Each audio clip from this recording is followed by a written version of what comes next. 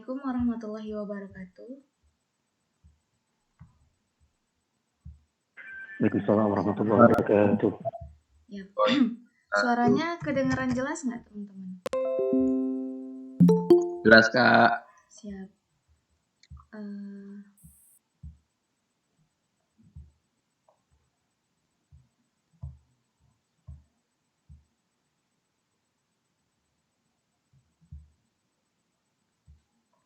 Untuk pembahasan ini kita langsung bahas semua aja ya, insya Allah. Kayaknya cukup untuk waktu 2 jam juga. Nanti kalau untuk pertanyaan selanjutnya teman-teman bisa diskusi atau sharing. Nah, kalau sebelum lanjut teman-teman, saya tanya nih, kalau untuk akunnya TB sendiri udah pada buat belum ya? Atau masih ada yang belum buat? Akunnya Aku udah Kak. yang di websitenya Turki Buslari. Insya Allah udah pada buat ya semuanya. Aku belum. Siapa Kak? Udah. Oh Kak Ulia belum. Tamam. Sekalian ini kita kayak. Belum Kak. Iya bisa. Sekalian nanti kalau mau ini lihat buat daftarnya.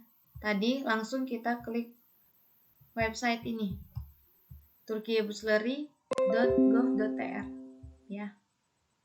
Setelah itu nanti klik bagian application atau login. Setelah itu, nah ini masuk di sini ada bagian registrasi. Nah teman-teman yang belum punya, jadi harus registrasi dulu di sini, gitu. Nah tulis nama, terus nanti isi jenis kelamin, email, password, sama secret question. Maksudnya itu kayak untuk memberi keamanan sama akun kita. Jadi kalau misalnya kita lupa passwordnya, bisa langsung ke secret question. Dan kalau bisa nanti pertanyaannya yang mudah-mudah aja ya, supaya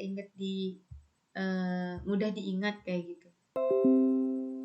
Terus nanti kalau udah selesai isi ini, teman-teman di approve, terus nanti konfirmasi ke email masing-masing. Jadi nanti bukanya juga dari email masing-masing gitu. Nah setelah itu nanti teman-teman bisa langsung kasih petunjuk langsung ke homepage lagi kayak gitu. Nah setelah itu nanti kan udah bisa nih.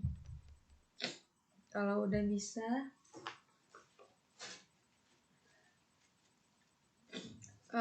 nanti teman-teman bisa langsung masuk di sini. Misalnya ini kemarin salah satu peserta, tapi sampai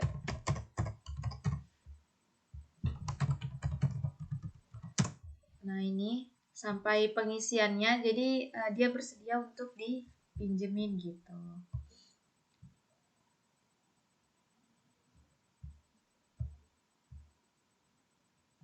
Nah, jadi untuk teman-teman ketika nanti udah punya akun kan pasti bakal muncul nih semua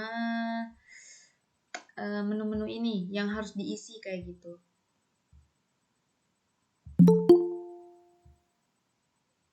Nah, menu-menu ini teman-teman mungkin kalau beberapa udah ada yang buat akun pasti udah ngisi juga ya.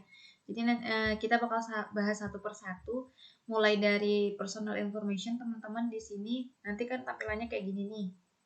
Untuk Ulia juga ya, nanti sekalian bisa dilihat-lihat, dan saya saranin teman-teman nanti boleh dicatat atau di list poin-poin penting apa aja yang perlu dimasukin berkasnya. Untuk di personal information sendiri ini secara umum ya teman-teman, di sini nanti kita bisa isi, dan di sini nanti teman-teman bisa masukin paspor atau KTP ya, pokoknya kartu tanda pengenal kita gitu. Baik itu kalau teman-teman yang belum punya KTP ataupun paspor bisa masukin KK kayak gitu. Nah, berhubung kalau di paspor itu sendiri kan udah ada bahasa Inggrisnya, makanya mereka ngasih pilihan KTP atau paspor. Jadi kalau teman-teman misalnya belum punya paspor, gak apa-apa, saya juga kemarin masukinnya KTP gitu. KTP tapi saya terjemahin atau saya translate ke bahasa Inggris kayak gitu teman-teman. Untuk contohnya atau formatnya ini ada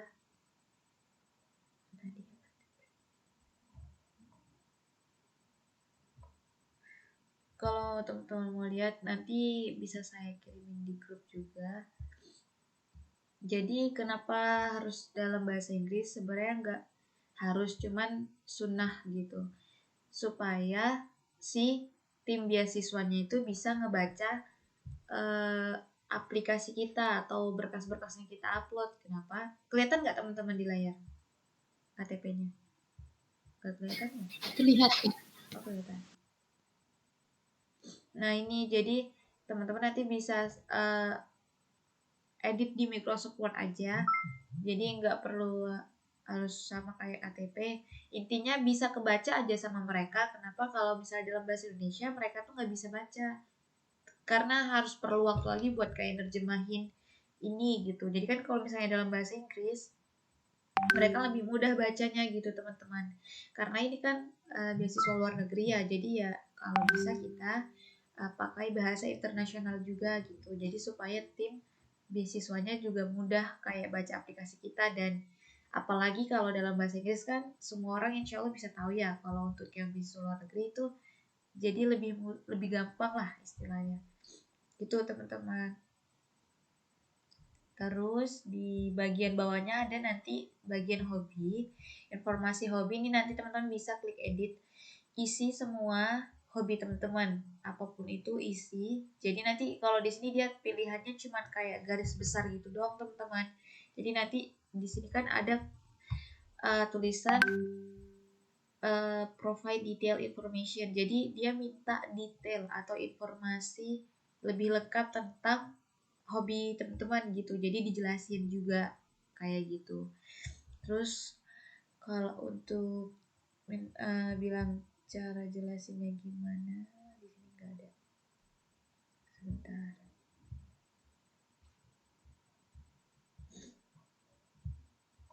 Di bagian sini sama.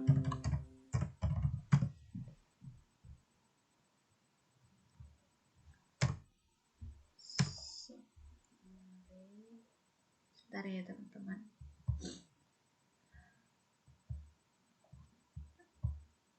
Share layarnya kenapa hilang?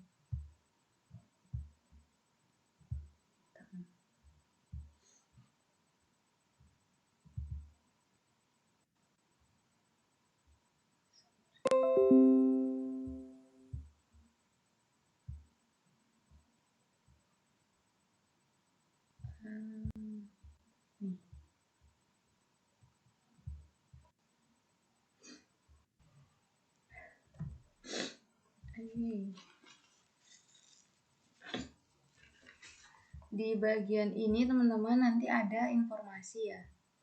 Nah, jadi kayak gini teman-teman jelasin. Misalnya saya kan banyak nih masukin informasi saya, informasi hobi saya nih teman-teman. Jadi teman-teman nggak usah khawatir. Kelihatan ya di share layar teman-teman. Nah ini nanti teman-teman jelasin misalnya berhubungan dengan masak. Nah teman-teman bisa jelasin 2-3 kalimat tentang hobi ini. Misalnya kayak di sini saya hobinya masak. Terus saya jelasin lah saya suka masak ini biasanya gitu. Terus nanti kalau untuk di komputer hobinya ngapain aja kalau di komputer gitu. Bisa itu main game atau apa gitu. Nah teman-teman bisa jelasin. Jadi jangan sampai cuman kayak pilih doang yang garis besar gini, karena kan mereka udah nyediain tuh kayak kolom ini. Please detail information about your hobbies gitu. Jadi teman-teman usahain jelasin kayak gitu. Terus juga nanti di bagian special talent juga ada nih di bawah ini juga teman-teman. Teman-teman silakan tambahin punya talent apa aja, punya skill apa aja di sini. Terus nanti di sini sambil dijelasin juga gitu. Kalau misalnya bisa main gitar, terus biasanya lagu-lagu genre apa yang dimainin gitu-gitu. Teman-teman bisa ya sampai sini. Terus untuk informasi keluarga ini secara umum teman-teman bisa isi. Kontak info itu juga secara umum bisa teman-teman isi. Nah untuk education information ini teman-teman, untuk yang mau daftar S1 berarti di sini kan tersedia yang middle school itu SMP dan high school itu yang SMA. Jadi teman-teman ketika teman-teman mau daftar S1 nanti, berarti kan yang perlu dimasukin karena mereka nyediain dua jenjang terakhir kita. Dua jenjang ijazah terakhir kita harus kita masukin. Kenapa? Supaya mereka bisa baca latar pendidikan kita gitu. Nah, jadi untuk teman-teman S2 berarti masukin yang ijazah S1 dan juga SMA. Tapi kalau mau masukin juga yang ijazah SMP juga boleh gitu. Jadi kayak mereka bisa lihat track record ketika di pendidikan kita gitu. Nah, ini bisa kita buka. Teman-teman nanti bisa isi juga ini, pilih negara. Terus untuk kota nanti bisa. Nah, teman-teman misalnya yang di SMA, ini yang SMA aja deh. Teman-teman yang di SMA, misalnya ada yang masih kelas 3 nih, belum lulus, ujiannya nanti bulan Mei gitu kan. Terus nanti bisa di sini pilihannya berarti diisi satu-satu.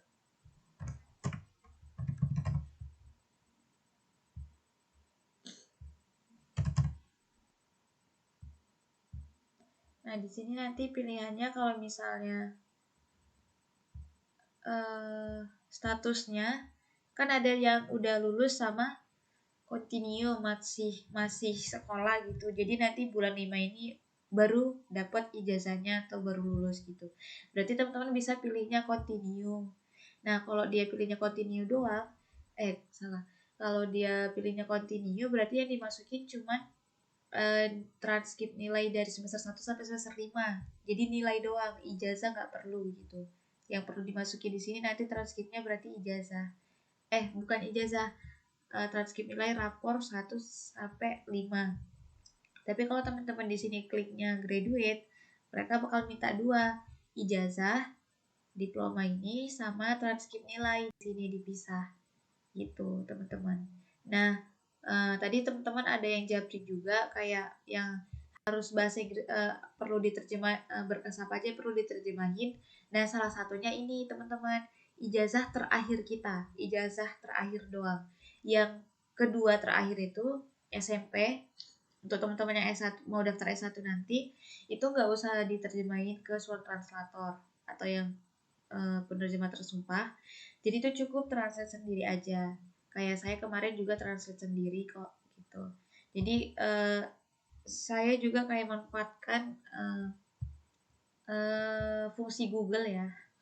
Jadi saya juga cari di Google. Nah, kurang lebih kayak gini teman-teman. Nanti kalau mau formatnya, teman-teman bisa langsung edit di Microsoft Word. Nanti bisa saya kirimin juga di grup. Dan untuk transkrip nilai juga ada. Karena saya kemarin mau daftar S2, jadi untuk yang S1 saya udah clear nih di transkrip ke Sworn Translator. Kebetulan di kampus saya ada gedung bahasa, jadi di sana juga nerjemahin berkas-berkas. Terus yang lainnya saya terjemah sendiri, kayak misalnya teman-teman bisa juga lihat di sini. Yang ijazah sama transkrip ketika SMP dan SMA saya transkrip sendiri supaya menghemat biaya juga pastinya teman-teman. Gitu. Terus jadi nanti itu bisa di upload di sini. Dan tambahan di sini teman-teman, kalau dia kan kayak nanya gini nih, kalau kamu punya penghargaan atau pernah dapat ranking, bisa nih kamu isi gitu. Nah, dia tanya rankingnya biasanya tuh 1 sampai 3 doang. Terus kayak dia dalam skalanya, skala kota kah, negara kah, sekolah kah, atau apa gitu. Kalau kamu punya sertifikatnya, ini cetak terus di-upload gitu. Teman-teman mungkin kalau ada yang tanya ketika di SMP atau SMA pernah dapat ranking, terus kan nggak ada sertifikat. Nah, teman-teman bisa masukin scan raportnya aja yang ada di situ, keterangan menjelaskan bahwa teman-teman pernah dapat ranking 1 gitu atau juara kelas. Gitu ya teman-teman.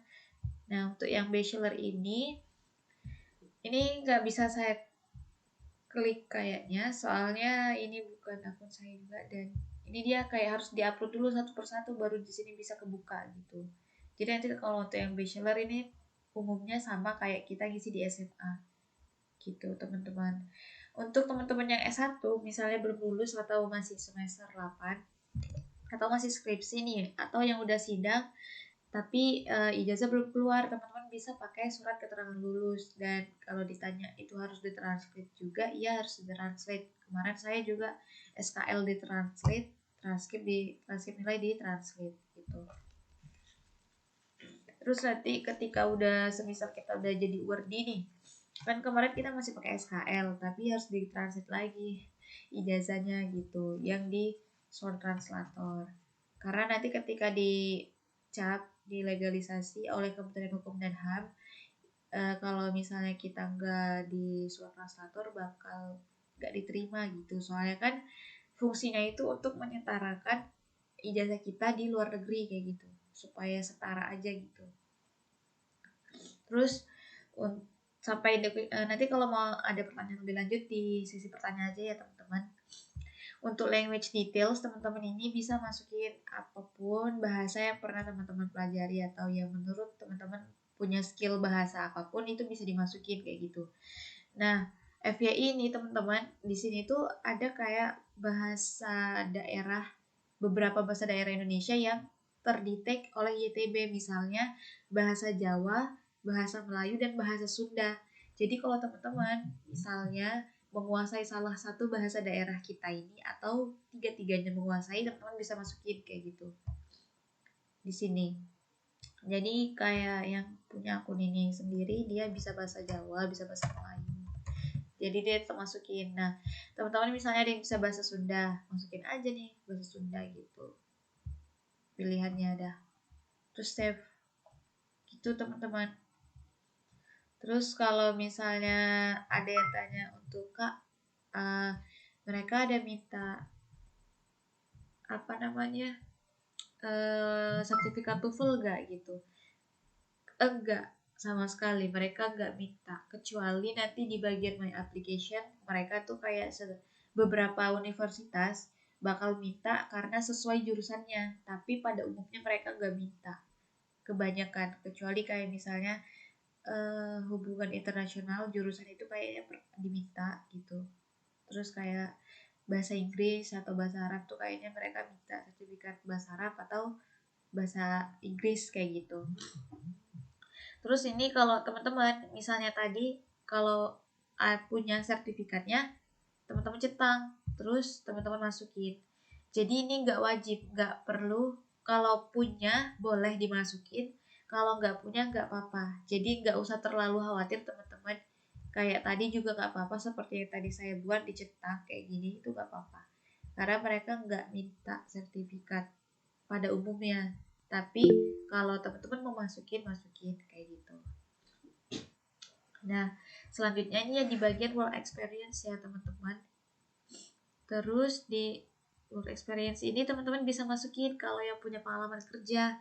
Jadi mungkin teman-teman yang di SMA kalau belum punya pengalaman kerja bisa kalau semisal nih teman-teman punya uh, pernah magang, kalau yang di jurusan SMK bisa masukin di internship experience kayak gitu. Atau teman-teman pernah pengalaman kerjanya yang kayak cuman jadi guru ngaji nih misalnya tanpa dibayar. Biasanya kan kalau ustazah itu jarang dibayar ya. Teman-teman bisa masukin juga di sini di pengalaman bekerja gitu. Jadi nggak mesti harus dibayar dulu teman-teman punya pekerjaan, karena kan gimana ya, bisa jadi itu pekerjaan yang freelance dan nggak dibayar gitu. Jadi teman-teman pokoknya isi sekreatif mungkin aja, kalau punya pengalaman kerja atau pengalaman magang diisi kayak gitu di sini di bagian ini. Kalau untuk teman-teman yang S1 misalnya kayak KKN ya, KKN itu kan pernah ada yang magang nih, kebanyakan beberapa jurusan tuh banyak yang magang. Nah, itu bisa dimasukin di sini kayak gitu. Terus juga kayak mungkin pernah magang yang lain bisa ditambahin kayak gitu. Jadi kalau bisa teman-teman ini diisi pengalaman ini kayak gitu. Terus untuk academic qualification ini teman-teman apa ya? Kemarin saya nggak isi karena saya nggak punya apa academic study tambahan kalau untuk di jurusan saya sendiri. Tapi kalau untuk teman-teman yang mungkin kayak yang punya sekolah profesi, misalnya kedokteran atau kayak apa namanya ya keguruan kan dia ada sekolah profesinya lagi gitu kan, itu bisa dimasukin di sini teman-teman.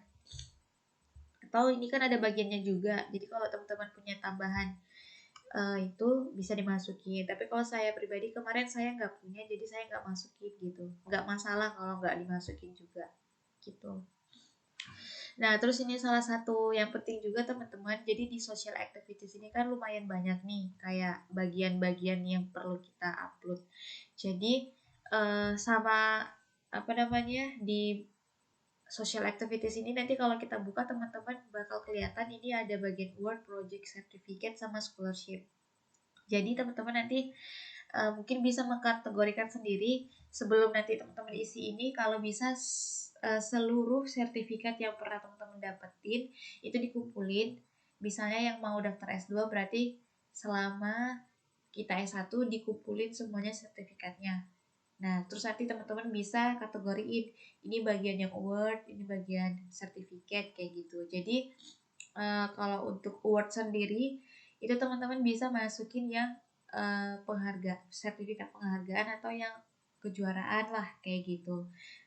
Nanti teman-teman bisa pilih-pilih. Kalau untuk nanti mau nyusun atau ngurutin ya bisa diurutin dari juara 1 dulu, baru juara 2, baru juara 3 kayak gitu masukinnya supaya lebih tertata. Di sini nanti teman-teman bisa isi kayak gitu, dan di sini pastinya mereka kan minta sertifikat atau bukti dokumen gitu. Nah, jadi teman-teman bisa masukin. Mungkin ada teman-teman yang dapat penghargaan berupa plakat nih, nggak ada sertifikatnya misalnya. Diundang jadi pembicara, mungkin dapat plakat doang.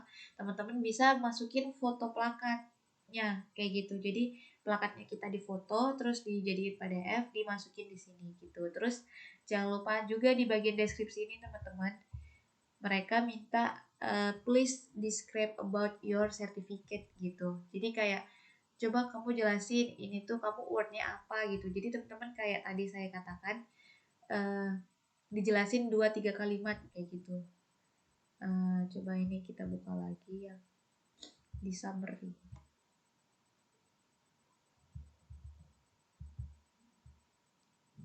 Tuh.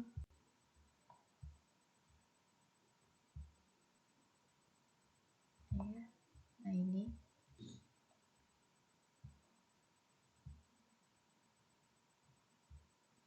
Jadi teman-teman nanti di bagian sertifikatnya dijelasin. Nah ini. Kan ada bagian social activities ya teman-teman. Terus di sini dijelasin misalnya ini bagian award gitu teman-teman. Misalnya juara apa. Terus di sini teman-teman bisa jelasin deskripsinya 2-3 kalimat aja gitu. Jadi kayak menjelaskan ini itu juara apa, lomba apa, terus kayak diikuti berapa orang gitu-gitu. Terus diadain tahun berapa gitu-gitulah. Terus bisa teman-teman jelasinnya di sini. Jadi nggak kalau semisal teman-teman mau jelasin lebih detail lagi pun nggak apa-apa gitu. Jelasin aja. Jadi untuk yang bagian social activities ini saya juga berusaha kayak menjelaskan gitu ya. Kenapa? Karena di sini teman-teman tersedia bagian deskripsi, jadi manfaatin kolom yang ada. Kalau dia minta dideskripsiin atau dijelasin, teman-teman kalau bisa jelasin kayak gitu.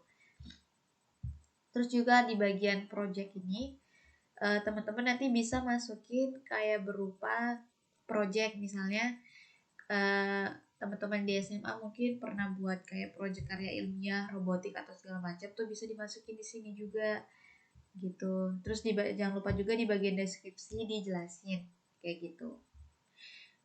Atau untuk teman-teman yang S1 mungkin punya project yang ketika KKN dia ada bangun desa kan, misalnya kayak projectnya itu masih berjalan sampai sekarang, teman-teman bisa masukin juga itu project ketika dari KKN. Karena kemarin beberapa teman mentoring yang kelas sebelumnya itu ada yang dia tanya project KKN dia masih berjalan sampai sekarang, boleh dimasukin nggak? Boleh banget kayak gitu. Teman-teman masukin karena itu kan kayak bener-bener projectnya teman-teman juga ya gitu. Atau kalau teman-teman punya project yang bareng sama orang itu juga boleh dimasukin. Jadi nggak harus project sendiri gitu. Boleh teman-teman yang punya project gabung sama teman-teman atau bermitra dengan orang lain kayak gitu. Terus Kalau untuk project saya sendiri kemarin saya ada ini buat antologi esai gitu. Nah, jadi itu tetap saya masukin kemarin di project kayak gitu nih, kayak buat buku. Terus jangan lupa juga di bagian deskripsi teman-teman dijelasin kayak gitu. Terus di bagian scholarship. Nah, di sini kan ada bagian scholarship juga ya teman-teman. Eh, ini scholarship teman-teman kalau ketika SD atau SMP atau SMA atau bahkan ketika S1 pun pernah dapat scholarship, teman-teman masukin kayak gitu. Jadi kayak istilahnya tuh YTB di sini tuh minta data kita selengkap mungkin atau track record yang pernah kita capai, mereka tuh pengen tahu, makanya semua kolom itu mereka sediain gitu. Nah, kalau kita punya kan alhamdulillah lebih bagus kayak gitu, kita masukin semua di kolom ini gitu. Terus kan ini cuman kayak mereka tanya ini beasiswa apa, terus ini tahun berapa dapatnya, dari siapa sponsornya gitu. Terus jangan lupa lagi di bagian deskripsi teman-teman jelasin kayak gitu. Terus setelah ini ada bagian sertifikat. Nah, teman-teman mungkin sertifikat ini banyak ya fungsinya. Jadi teman-teman mungkin yang pernah ikut jadi peserta seminar bisa dimasukin, atau atau pernah ikut pelatihan atau seminar pelatihan, misalnya pelatihan menulis kah, pelatihan bisnis kah, pelatihan kerelawanan atau kebencanaan kah, apapun itu sertifikat pelatihan teman-teman bisa masukin kayak gitu, atau pelatihan ngaji kah, itu semua bisa dimasukin di sini kayak gitu. Dan jangan lupa juga di bagian deskripsi teman-teman jelasin gitu ya. Dan sertifikat misalnya kayak teman-teman gabung organisasi, mungkin ada sertifikatnya teman-teman bisa masukin gitu dan jelasin. Jadi supaya uh, kayak lebih jelas juga gitu, ini sertifikatnya kan banyak nih jenis sertifikat, jadi kenapa ada bagian deskripsi juga supaya mereka lebih tahu, oh ternyata nih sertifikat ini gitu-gitu. Itu ya teman-teman kurang lebih. Terus di bagian bawah ini ada volunteer activities. Nah, kalau volunteer activities ini teman-teman bisa gimana ya, masukin yang KKM tadi juga bisa gitu. Jadi kayak apa ya, volunteer itu kan juga nggak hanya diartiin kayak harus volunteer study exchange, student exchange gitu.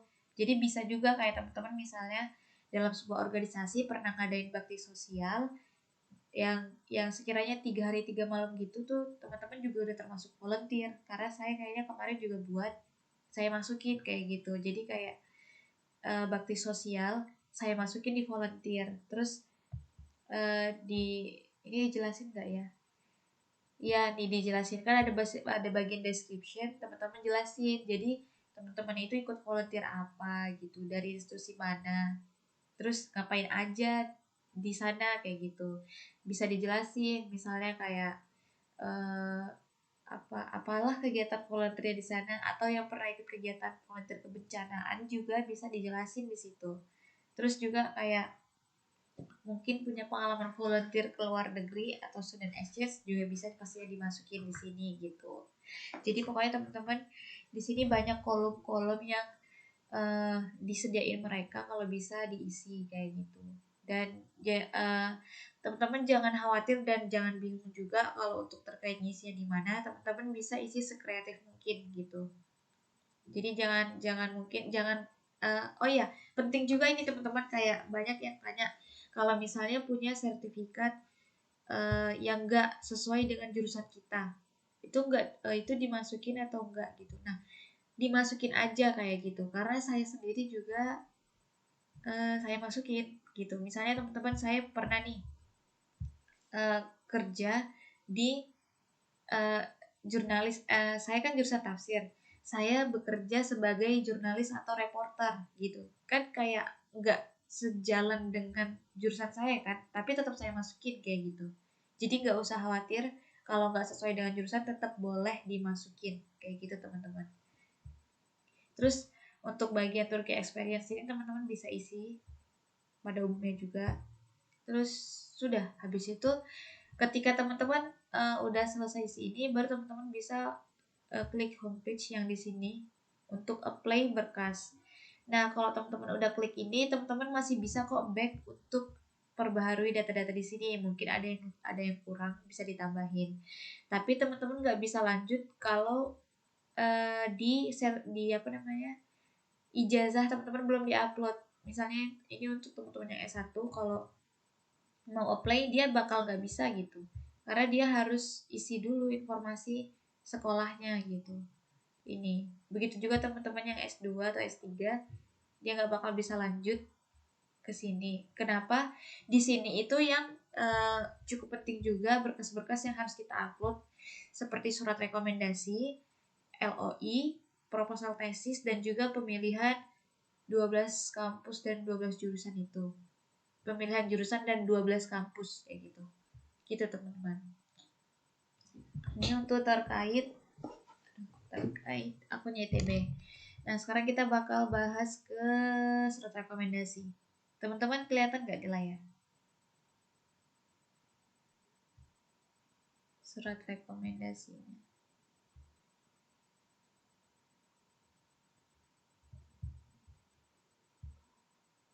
Oh, belum kelihatan ya.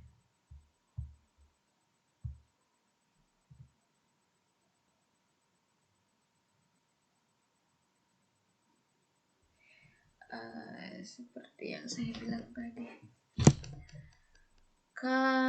Kayaknya kalau untuk sekolah biasanya ada Kak di pilihannya gitu. Cuman kayaknya itu lagi error ininya webnya YTB. Soalnya banyak yang akses. Mungkin nanti boleh di refresh lagi, Kak Salsabila. Kalau untuk Mas Rizky nanti ini di bagian ini ya yang tadi saya bilang di My Application kayak gitu. Jadi harus diisi dulu ijazahnya gitu. Ini buat pembahasan surat rekomendasi ya teman-teman. Jadi surat rekomendasi mungkin teman-teman pada umumnya udah kenal. Itu biasanya digunain untuk mendukung profil kita sebagai seorang pelamar atau yang ingin mendaftar beasiswa kayak gitu. Kenapa di mana-mana biasanya juga kalau orang mau ikut daftar beasiswa pasti bakal diminta surat rekomendasi. Nah, fungsinya itu tadi untuk mempertegas profil ataupun mempertegas aplikasi kita gitu. Terus untuk macam-macamnya sendiri teman-teman pasti udah pada tahu ya secara umum. Surat rekomendasi itu bisa digunakan dalam merekomendasikan kerja, dalam merekomendasikan beasiswa, sekolah ataupun magang kayak gitu. Nah, untuk bagian surat rekomendasi sendiri sebenarnya untuk kalau untuk YTB teman-teman itu nggak ada format sama sekali. Jadi kita kayak nggak apa-apa tulis formatnya sendiri kayak gitu, karena saya juga udah searching di Google nggak ada format dari YTB gitu. Jadi ya udah terserah kita mau buatnya gimana gitu. Nah, kalau untuk saya sendiri teman-teman kelihatan nggak ini? Ada satu contoh surat rekomendasi yang saya buat kemarin. Nah, kurang lebih kayak gini teman-teman. Jadi apa ya?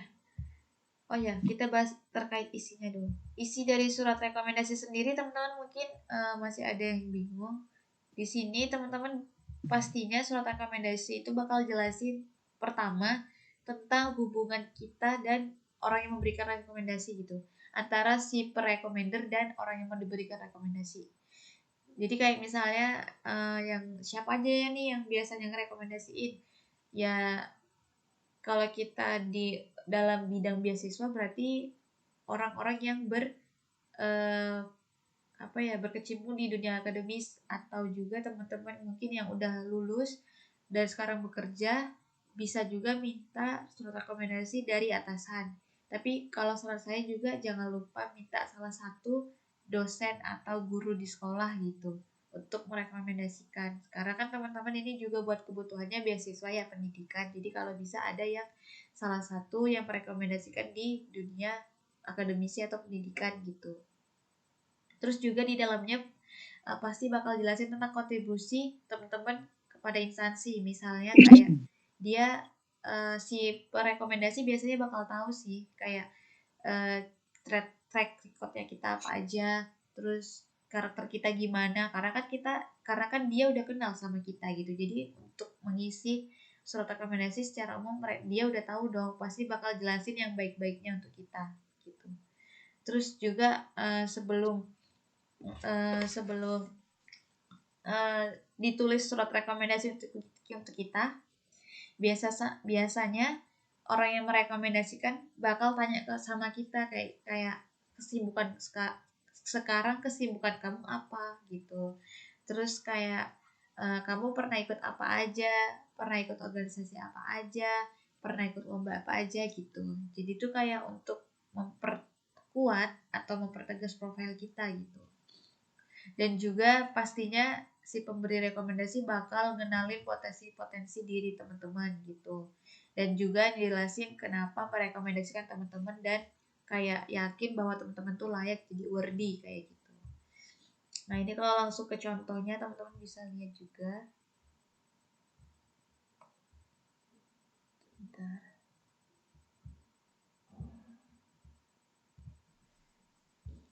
Di sini karena berhubung kemarin saya minta ke kepala prodi saya ya teman-teman, kepala jurusan atau kepala prodi saya di kampus.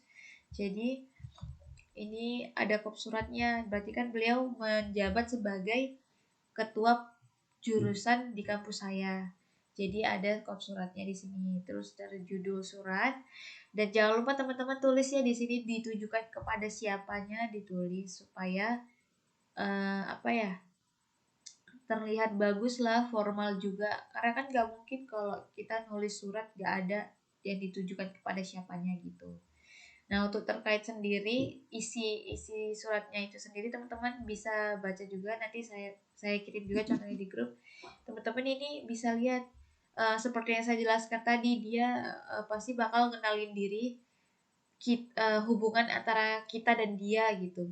Misalnya dia sebagai dosen, kita sebagai mahasiswa, otomatis kita udah kenal karena udah sering bertemu setiap di kelas gitu. Dan untuk kayak karakter kita sendiri, dia pasti bakal jelasin kayak mungkin ya diri kamu yang dia kenal orangnya ya rajin, kreatif gitu misalnya. Jadi dia bakal jelasin kalau dia memang udah benar kenal sama kamu gitu.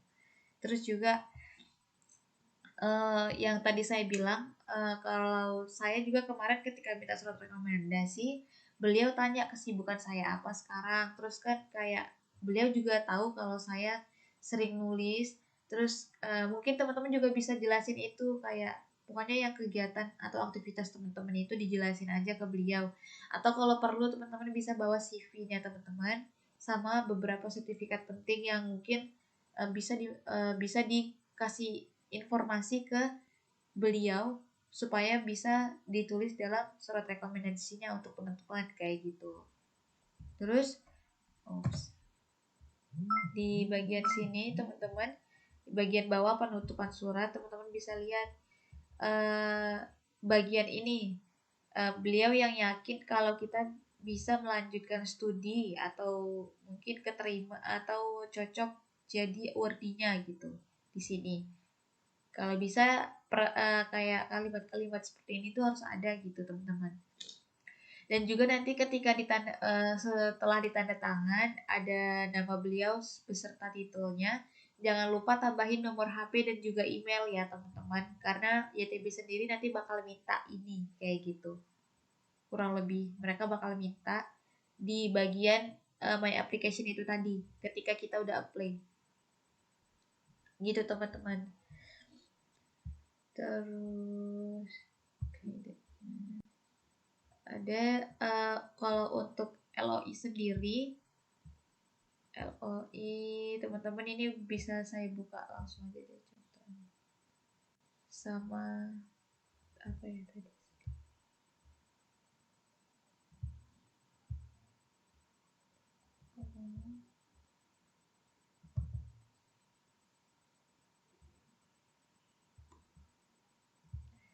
Untuk sebentar.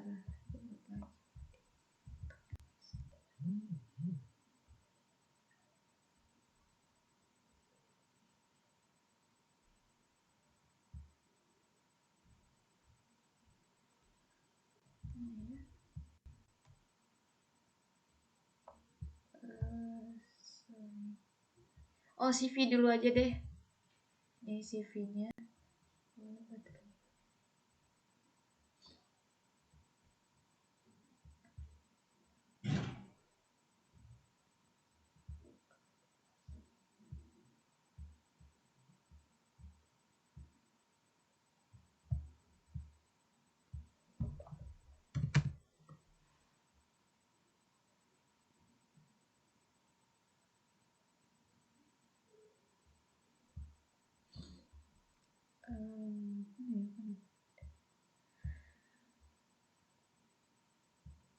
Coba ke ini.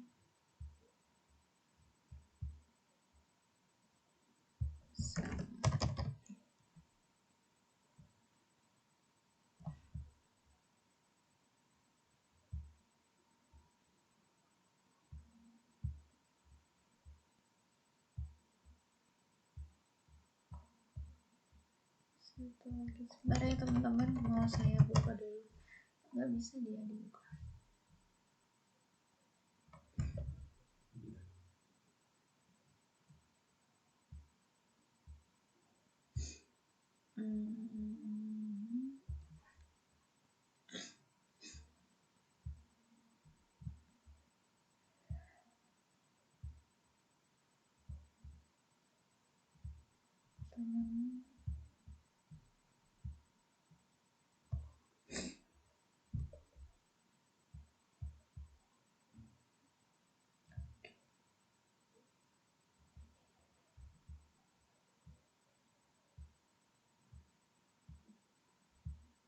Salah ya.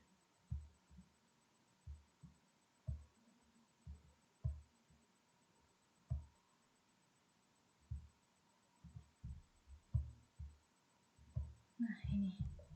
Nah teman-teman, kalau untuk LOI sendiri kelihatannya di layar. Kelihatan kan? Ya benar kelihatan. Di layar ini teman-teman, kalau untuk penulisan LOI sendiri teman-teman, sebentar. Ya salah. PPT-nya. Saya buka PPT-nya.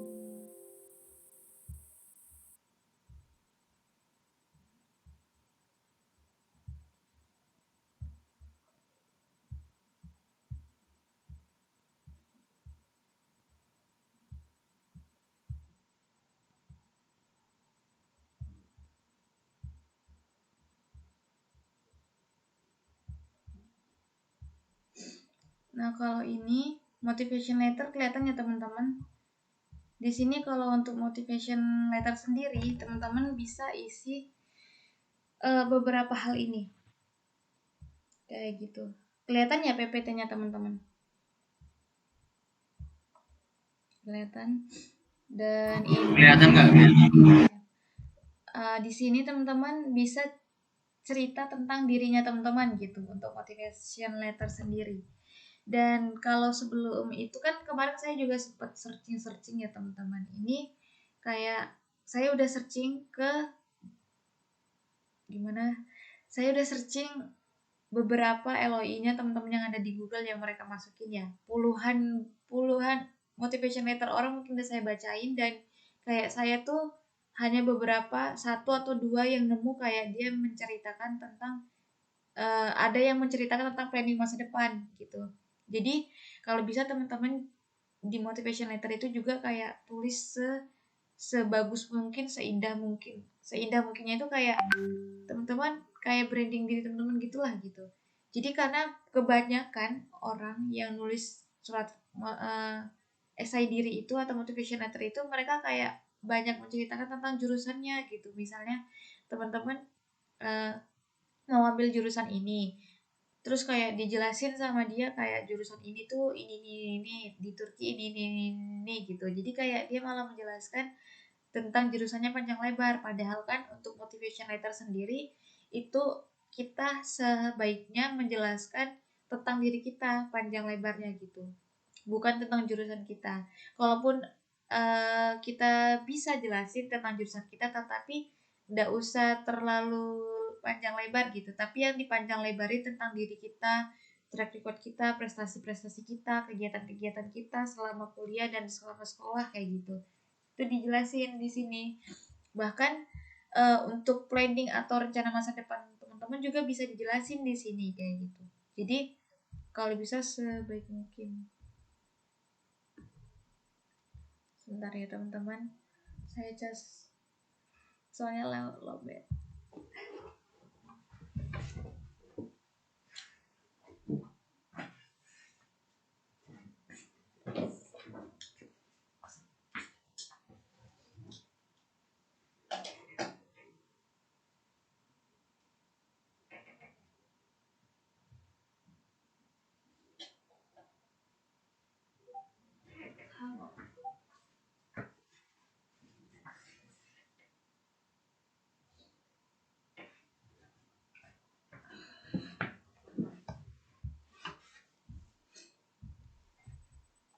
Gitu teman-teman, maaf ya tadi lagi ngecas soalnya lowbat. Dan untuk contoh LOI-nya sendiri teman-teman, belum kebuka. Ini contoh LOI-nya yang punya saya, yang tadi saya jelasin itu. Jadi emang kalau bisa teman-teman itu banyakin branding diri teman-teman di sini kayak gitu. Kayak misalnya di paragraf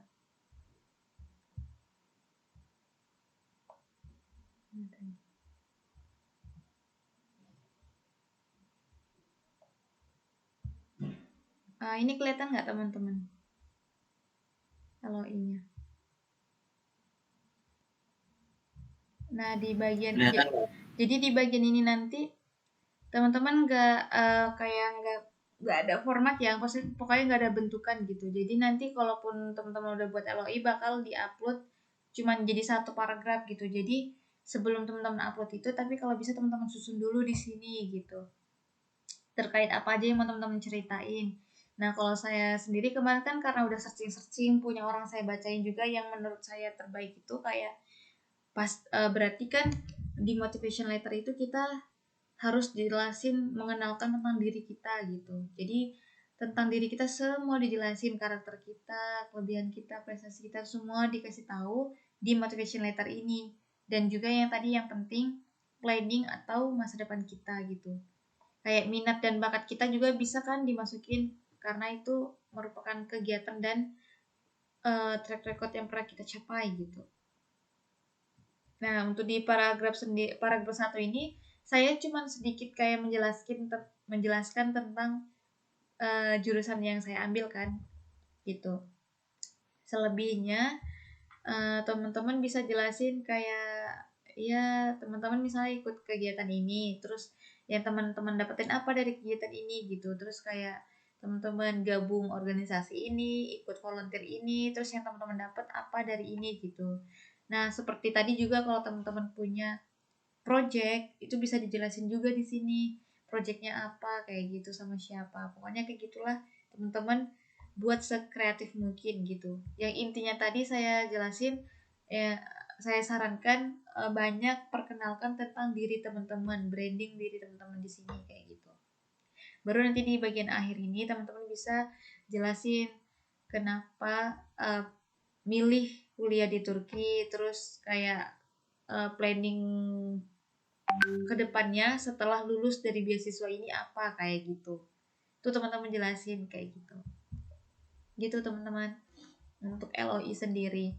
Kalau untuk proposal tesis teman-teman di sini kelihatan ya teman-teman. Jadi nanti di bagian udah terkeluarin my application tadi yang teman-teman kalau misalnya belum ngisi ijazah kan dia belum ini ya, belum kelihatan, belum keluar untuk pemilihan 12 kampus dan untuk upload berkas lainnya. Tapi kalau udah buka nanti teman-teman bakal jumpain kayak proposal tesis itu bentuknya kayak gini, kurang lebih kayak cuman pertanyaan gitu. Jadi pertanyaannya kayak sebentar di sini ganti share lagi.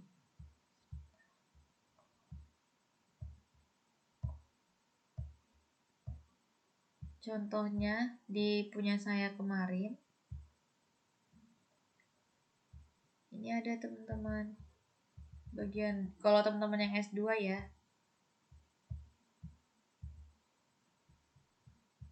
ini.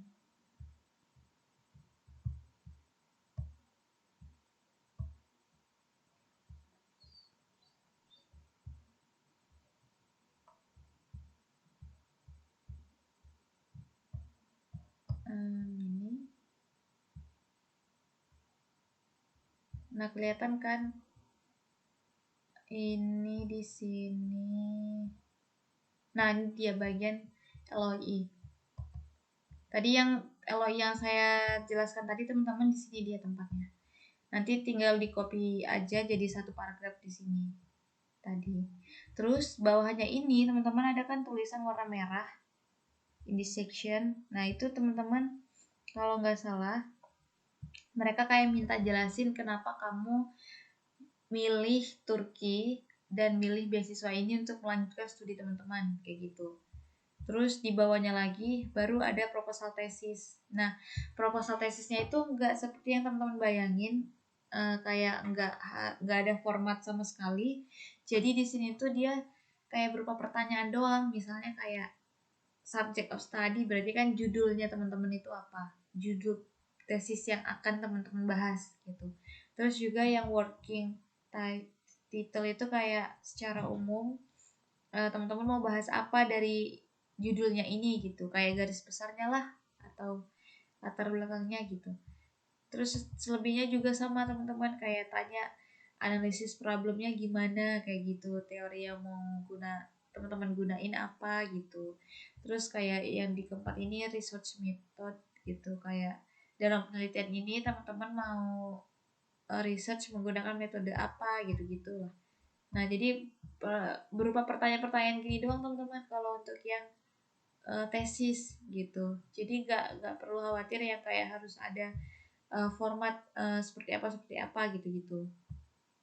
Nah, terus untuk tipsnya ini teman-teman, kemarin kalau saya ketika nulis LOI proposal tesis kemarin, kan ada nih yang bagian tadi section dia tanya kenapa milih Turki, kenapa milih beasiswa ini, terus kayak kamu punya nggak rencana masa depan kayak gitu. Nah, jadi di sini teman-teman kelihatan ya di bagian ini nih, saya jelasin kayak apa ya, saya pengen ini gitu, dan saya tuh kayak mention salah satu profesor di Turki. Beliau dosen di Istanbul University ya teman-teman.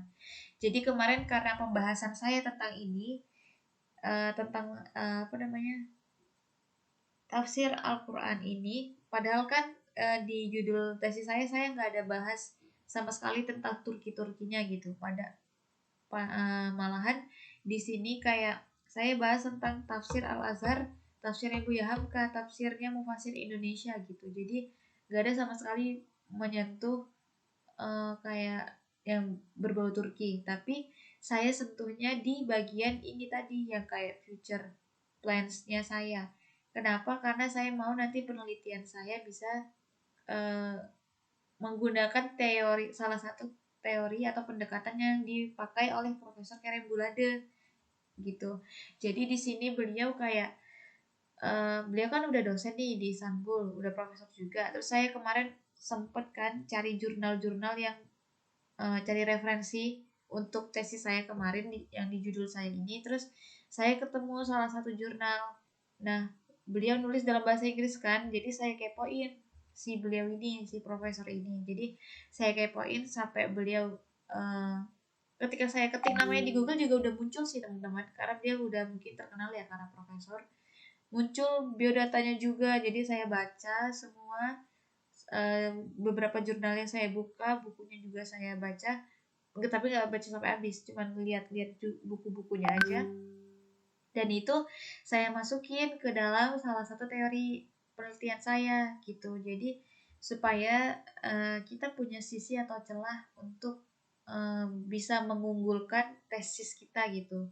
Makanya saya saranin teman-teman kalau bisa mention salah satu nama profesor kayak gitu di Turki gitu yang sesuai dengan tesis teman-teman mungkin kayak gitu. Karena untuk di tahun 2019 di atas saya kemarin itu ada salah satu peserta yang udah dapat email profesor bahkan. Jadi dia kayak emang udah email profesor itu. Terus ketika di interview juga ditanya kayak gitu. Ya udah jadi dia lulus juga. Gitu teman-teman. Jadi tuh mungkin salah satu tips juga buat teman-teman mungkin untuk nulis tesisnya. Kalau bisa teman-teman juga bisa cari atau research tentang penelitian beberapa profesor. Jadi teman-teman bisa mention namanya beliau dalam penelitian teman-teman kayak gitu. Gitu kurang lebih teman-teman untuk proposal. Terus kalau untuk CV terakhir nih teman-teman CV, teman-teman kalau bisa saya saranin itu di di ringkas padat jelas tulisnya. Saya sarannya juga jangan di Microsoft Word. Kalau di Microsoft Word itu nanti bisa berhalaman-halaman gitu. Jadi supaya lebih ringkas pada jelas juga, bacanya juga enak dan yang baca kan juga mungkin lebih menarik ya kalau misalnya kita buat seperti ini. Jadi kita bisa susun seperti ini kayak gitu dan lebih jelas juga kan, bacanya enak gitu. Background pendidikan kita apa, penghargaan yang pernah kita capai apa, terus organisasi kita pengalamannya apa aja gitu, pengalaman kerja atau pengalaman organisasi atau ya tadi ikut kerelawanan atau ada yang ikut volunteer tuh bisa dimasukin di sini teman-teman. Bahkan kalau tadi ada yang punya project atau udah ada publikasi dari karya teman-teman tuh bisa dimasukin juga di CV ini kayak gitu. Terus juga kayak skill dan hobi tuh harus ya kalau bisa teman-teman masukin gitu, skill dan hobinya gitu.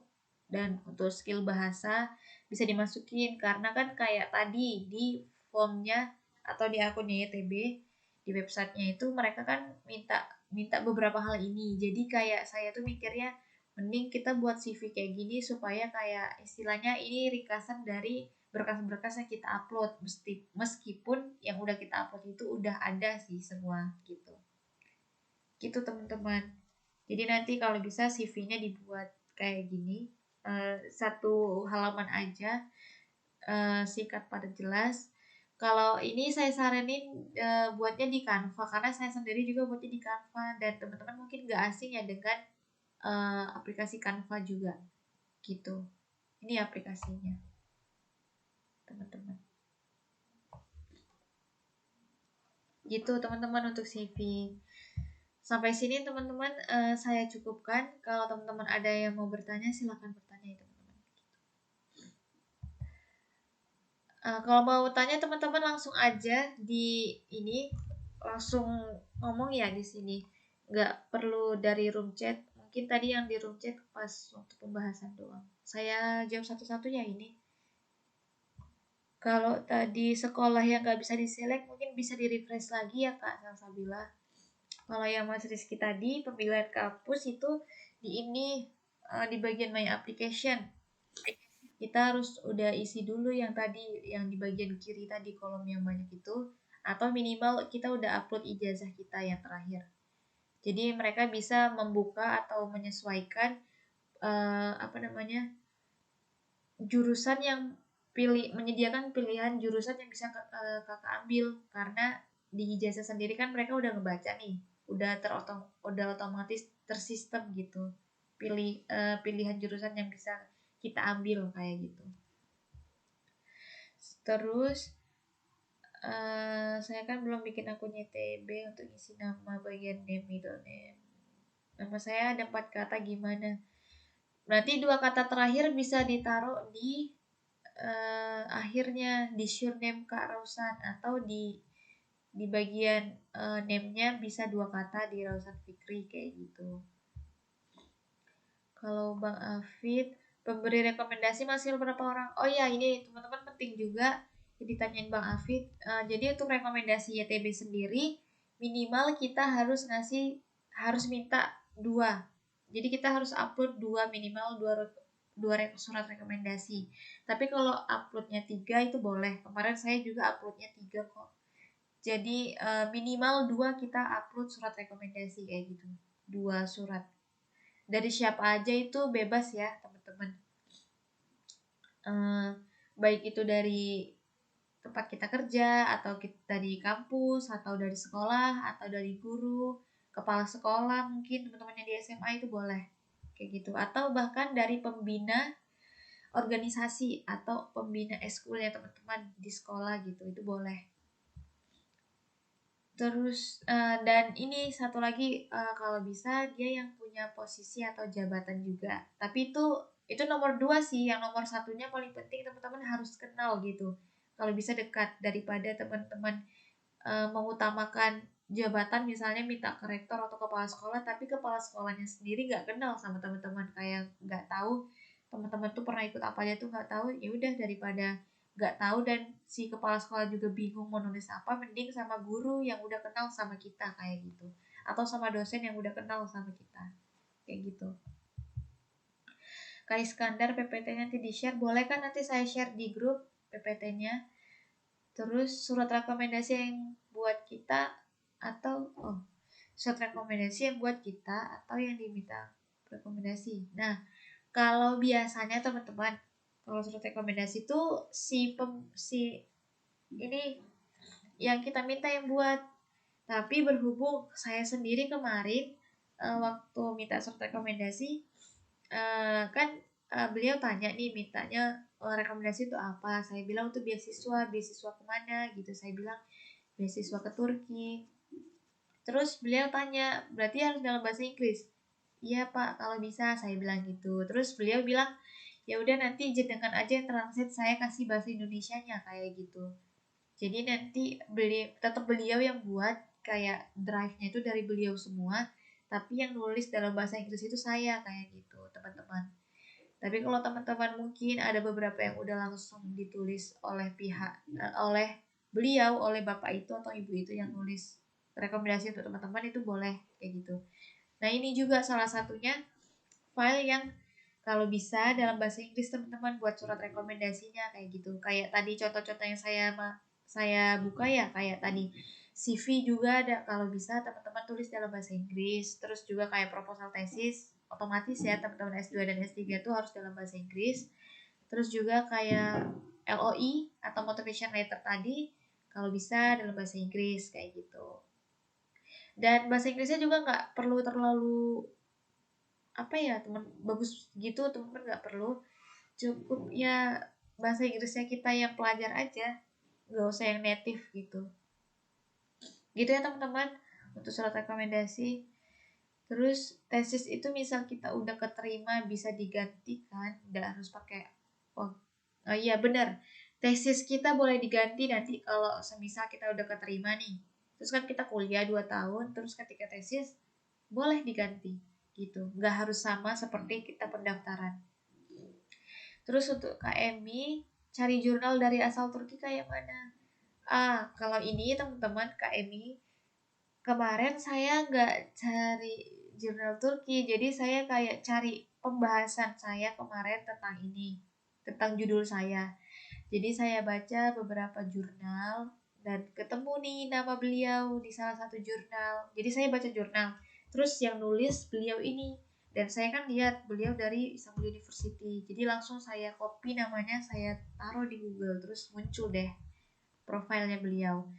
Tapi saya ada tips juga sih teman-teman, kalau mau cari jurnal Turki, teman-teman ini aja, langsung kunjungin website salah satu kampus di Turki. Misalnya teman-teman langsung kunjungin website Istanbul University atau Ankara University, pokoknya salah satu aja website kampus. Terus teman-teman di situ cari pilihan jurusan teman-teman apa. Misalnya jurusan ekonomi, otomatis teman-teman bakal buka fakultas ekonomi. Terus di situ kan ada juga tuh kayak dosen-dosen. Nah, teman-teman pilih bagian dosennya. Jadi siapa aja nih yang ngajar di bidang ekonomi. Nah, kan nanti kebuka tuh teman-teman. Ya udah, teman-teman pilih salah satu atau cari yang menurut teman-teman tuh Atau teman-teman bisa cari satu-satu deh dosennya itu yang menurut teman-teman punya apa ya, kayak yang sama di bidang teman-teman fokusnya. Terus ya udah teman-teman baca deh. Kalau misalnya eh, jurnal-jurnal beliau sama pembahasannya dengan teman-teman, bisa teman-teman mention namanya beliau di proposal tesis nanti kayak gitu. Jadi teman-teman langsung kunjungin website universitas di Turki, dan biasanya itu bakal di website itu bakal tertera siapa aja dosennya gitu. Gitu teman-teman. Terus bentar. Teman-teman kalau mau tanya langsung di ini open mic juga boleh kok, nggak mesti di ini di chat, nggak mesti di room chat. Kak Iskandar, untuk kita yang belum keluar ijazah S1 lalu kita buat akunnya tiba persiapan tahun depan gimana? Oh, itu boleh aja Kak. Tapi Kak sebenarnya kalau uh, S1 yang belum keluar ijazah, seperti saya kemarin, saya pakai ini Kak, pakai surat keterangan lulus. Jadi belum pakai ijazah gitu. Pas daftar saya masih pakai SKL, surat keterangan lulus sama transkrip nilai. Pas sudah keterima, ijazah ini udah di tangan. Jadi saya translate lagi ijazah kayak gitu. Saya translate ulang, terus bawa ke Kementerian Hukum dan HAM buat dilegalisasi gitu. Tapi kalau untuk persiapan tahun depan, kita buat akun boleh aja gitu. Tapi berarti nggak di-apply kan Kak berkasnya gitu. Jadi kayak sebentar, ini kayaknya perlu saya ini masuk lagi.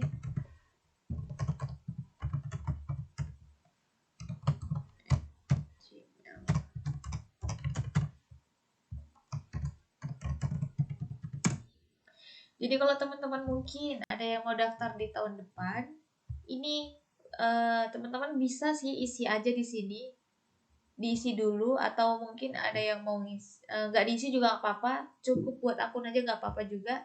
Tapi nanti di bagian homepage teman-teman nggak usah apply gitu, ataupun kalau mau apply bisa juga. Tapi nanti di bagian akhir ada juga tulisannya submit, berarti teman-teman nggak usah klik submit itu, karena kalau klik submit berarti berkas kita bakal dibaca mereka.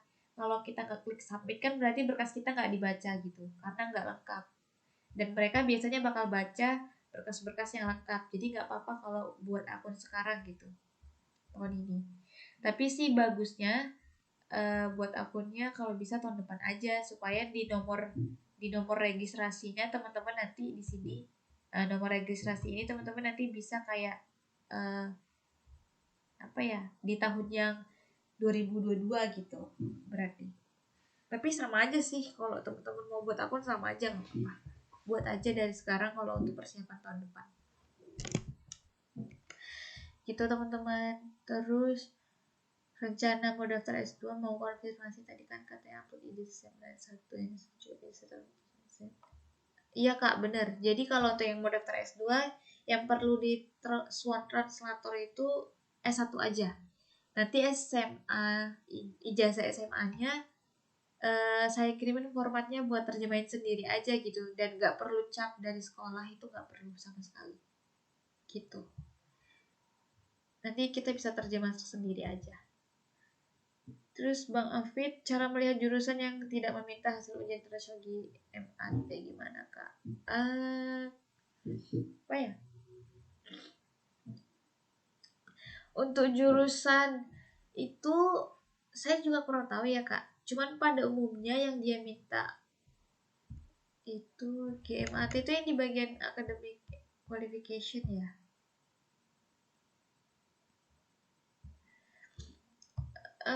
Saya sendiri juga nggak minta kok Kak. Ini tuh kayak minta ini aja sih Kak, yang biasanya lebih ke sekolah profesi gitu. Dan apa ya,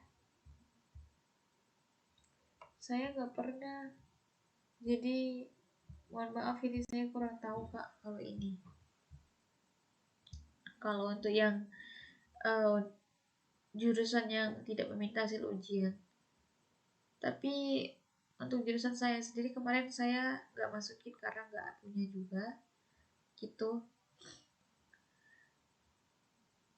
Mungkin bisa dicari lebih lanjut di Google ya Kak, kalau untuk yang terkait hasil ujian internasional gini-gini yang GMAT-nya gitu. Terus pertanyaan selanjutnya, apakah semua kampus itu menyediakan beasiswa atau hanya kampus-kampus tertentu?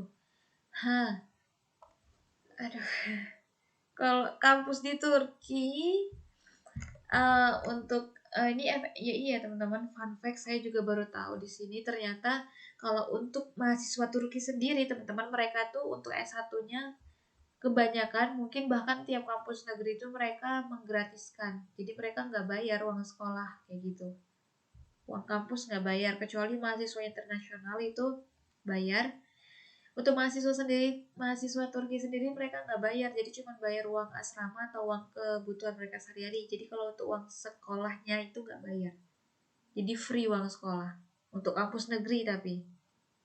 Terus untuk Turki sendiri menyediakan beasiswa itu setahu saya ada tiga macam beasiswa Turki, YTB, TDV, sama ISDB kayak gitu. Kalau TDV sendiri itu dia disponsori oleh Kementerian Agamanya Turki, YTB dari pemerintah, kalau ISDB itu dari Kementerian dari bank pengembangan bank Islam di Turki kayak gitu. Jadi kayak bank yang ngasih gitu Kak. Tapi kalau untuk oh ya, sama ini juga FYI teman-teman, kalau teman-teman semisal nggak lulus di tahun ini, teman-teman bisa ikut di tahun setelahnya. Karena beberapa teman saya juga yang di tahun 2020 nggak lulus, di 2021 mereka lulus kayak gitu. Atau teman saya juga ada yang dia di tahun 2017 nggak lulus, 2018 datang ke sini, terus udah di Turki nyoba beasiswa, alhamdulillah lulus juga kayak gitu. Jadi ketika mereka udah datang di sini kuliah 1 semester, daftar beasiswa, terus mereka dapat beasiswa gitu. Tapi kalau yang YTB, TDV, sama SDB kan kita memang udah daftar dari Indonesia dulu, baru datang ke sini udah full beasiswa. Tapi kalau beberapa teman-teman juga ada yang dia udah datang ke sini duluan, belajar Tomer, belajar bahasa juga, baru daftar beasiswa kayak gitu. Dan alhamdulillah lulus. Ada juga beberapa yang lulus kayak gitu, teman-teman. Kalau universitas yang tujuan YTB apa aja, mau cek jurusannya. Kak Rizky, kalau mau cek jurusan itu yang tadi Kak saya bilang di My Application. Jadi kita harus udah isi bagian ijazah atau akademik education informasi. Jadi kita kalau udah ngisi ijazah, ketika kita maju ke bagian apply ini, kita udah bisa nih milih 12 kampus, udah bisa milih jurusan. Karena ini kan belum bisa ya, belum ada, jadi nggak bisa Kak milih kayak gitu.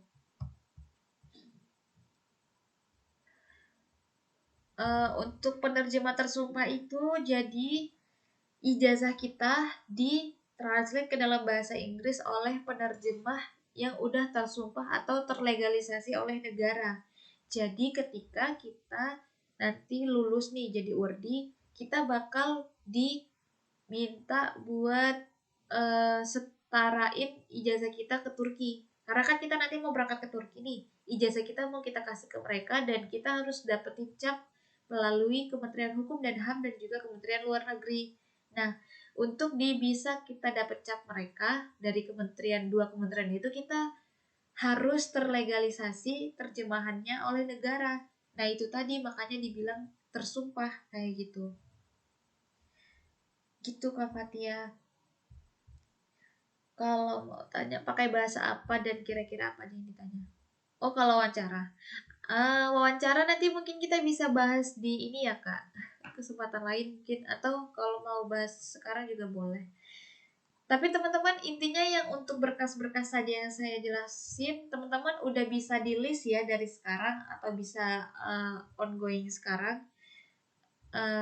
Kira-kira nanti bisa di deadline juga teman-teman, misalnya kayak deadline buat proposal ini kapan teman-teman gitu. Terus kalau teman-teman ada yang mau minta dikoreksi juga, seperti mungkin motivation letternya atau CV-nya atau proposal tesisnya gitu, boleh kok teman-teman, nanti bisa japri. Dan teman-teman mungkin kalau misalnya masih ada pertanyaan yang mungkin kurang jelas tadi di pembahasan, bisa langsung japri juga atau tanya di grup kayak gitu.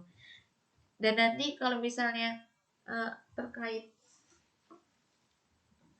file-file yang mau dikirimin ke grup, di mention ya teman-teman, di chat di grup, biar nanti saya kirimin juga apa aja yang teman-teman tadi minta. Soalnya agak lupa apa aja gitu. Terakhir ini untuk kalau wawancara, kemarin saya pakai bahasa Inggris teman-teman. Cuman kan karena kayak menurut saya masih ada waktu nih belajar kan, kayak ya udahlah hafalin aja beberapa gitu. Dan untuk terkait pertanyaan wawancara, insya Allah nanti kita ada beberapa dikirimin dari Urdi yang tahun lalu kayak gitu. Terus kalau bisa nanti wawancaranya pakai bahasa Inggris, karena kemarin saya di email dapat tanggal 23 wawancara, terus jadwalnya tanggal 25, jadi ada waktu 2 hari buat latihan wawancara dalam bahasa Inggris. Terus kalau teman-teman nanti semisal mau wawancara pakai bahasa Indonesia, itu boleh aja teman-teman. Boleh aja. Tapi nanti ada yang nerjemahin kayak gitu dalam bahasa Inggris, karena kan si yang wawancarain interviewer kita tuh nggak bisa bahasa Indonesia, pasti mereka bakal tanya kalau nggak dalam bahasa Inggris, bahasa Turki, bahasa Arab biasanya gitu. Wawancara itu di mana nanti? Kalau sejak pandemi COVID, teman-teman wawancara itu online semua ya, nggak ada yang di Jakarta, karena Jakarta sendiri atau di Kedubes sendiri tuh full ditutup. Kita aja kemarin mau ngurus berkas cepet banget, cuman dari jam 9 sampai jam 3 sore.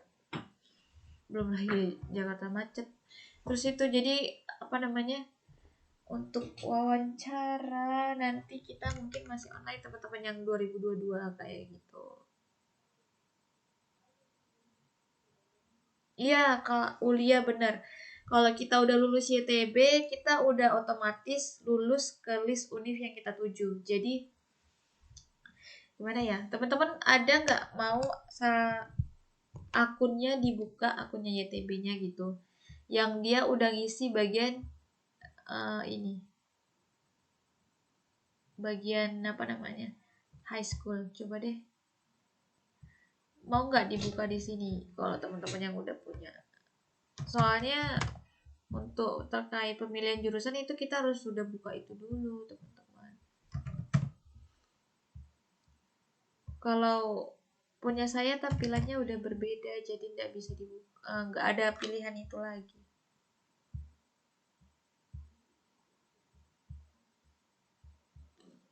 Misalnya ini general high school, terus jurusannya sebentar, kalau jurusan agama ya oke. Terus misalnya dari 2000,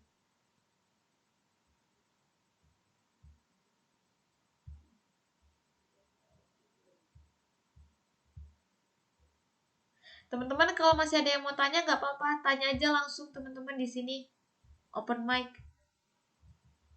teman-teman.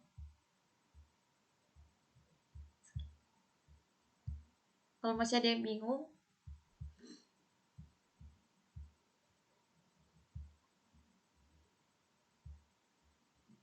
halo teman-teman.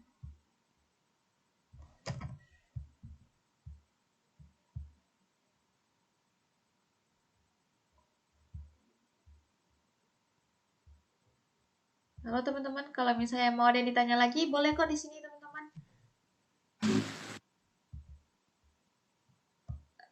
Soalnya saya nggak buka ini room chat, langsung tanya aja ya.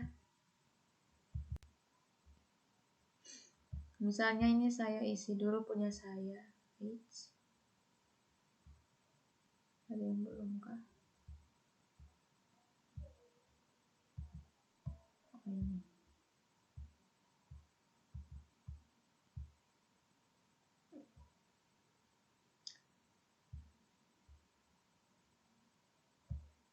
Oh, great.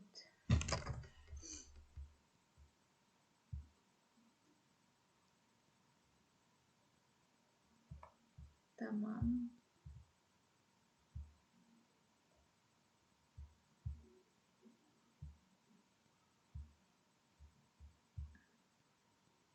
Hah, teman-teman coba di layar kelihatan nggak teman-teman? Ini saya coba dulu biar bisa masuk.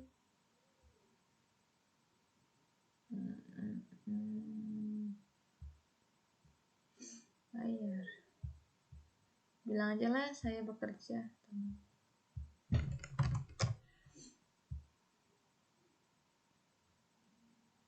Ya. Gak mau ya? Tamam. Kita buka.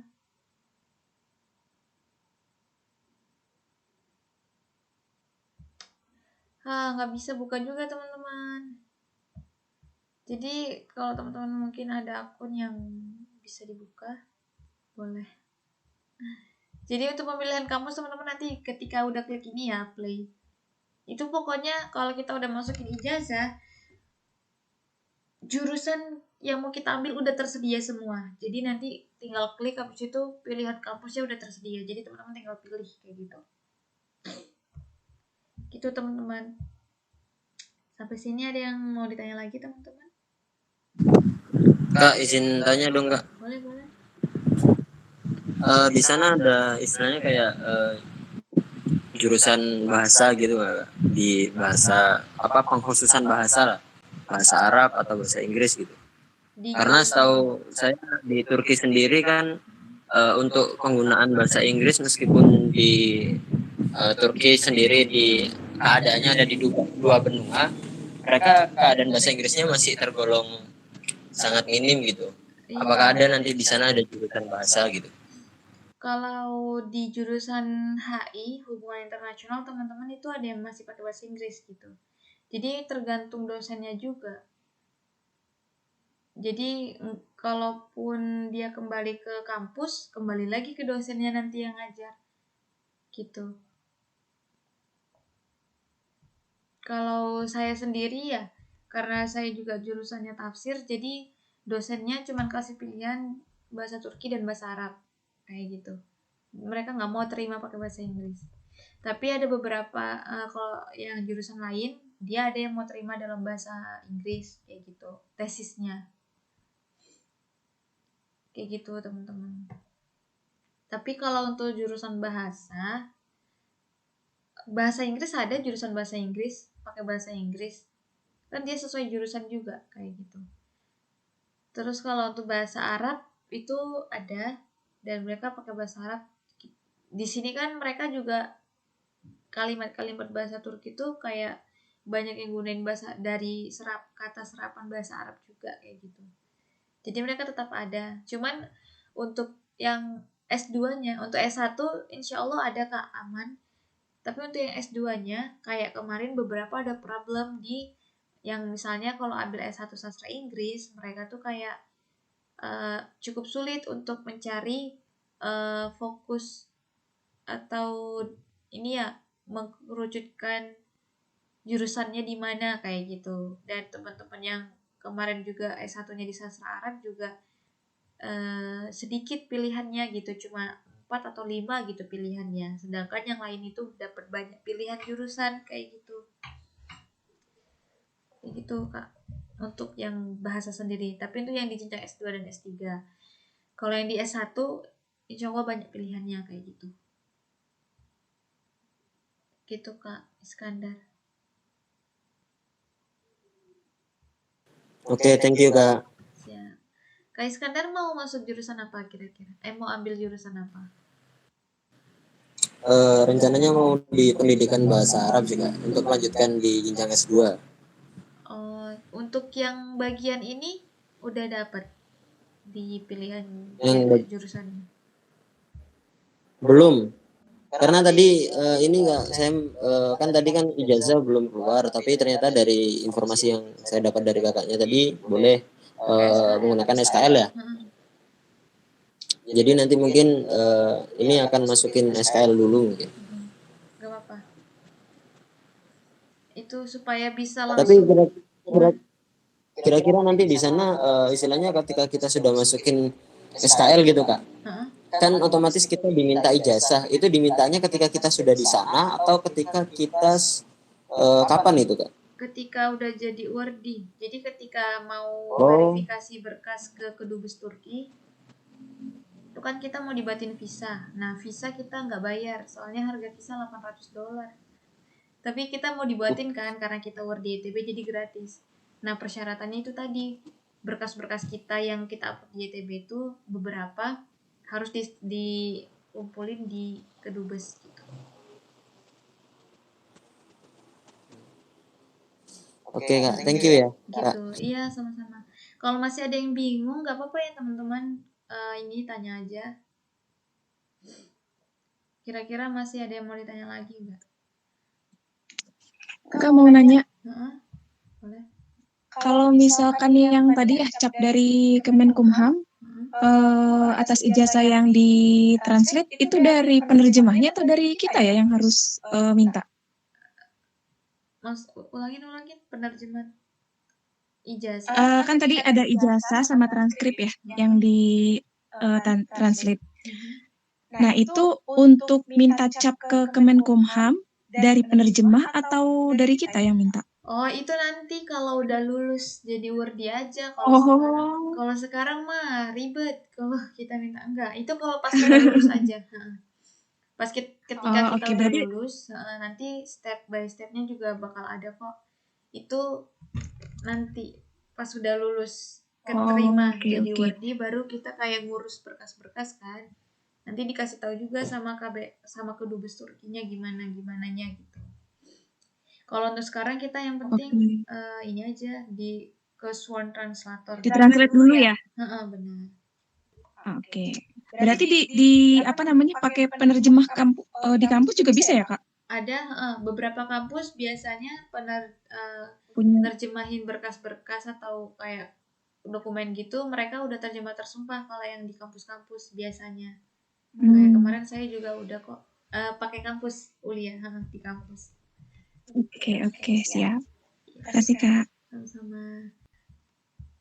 Kalau masih ada yang bingung teman-teman, boleh nih ditanya lagi. Kak, izin bertanya. Boleh satu-satu ya? Iya. Fatia dulu Kak, Fatia dulu. Oke, baik. Terima kasih untuk yang di personal information itu kan ada type of your ID. Dan beliannya itu kan ada nomor induk kependudukan, NIK, sama paspor. Nah, kalau untuk pakai kakak itu berarti yang pakai nomor induk kependudukan atau bagaimana, Kak? Nomor induk kependudukan.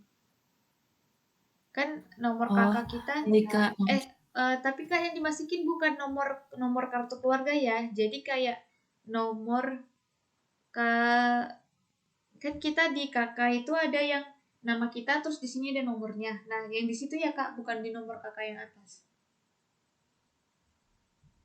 Oh iya Kak, terima kasih. Berarti boleh pakai kakak apabila belum mempunyai KTP ya? Iya, iya. Karena mungkin kakak mau daftar S1 ya, belum buat KTP. Iya. Iya nggak apa-apa itu aja.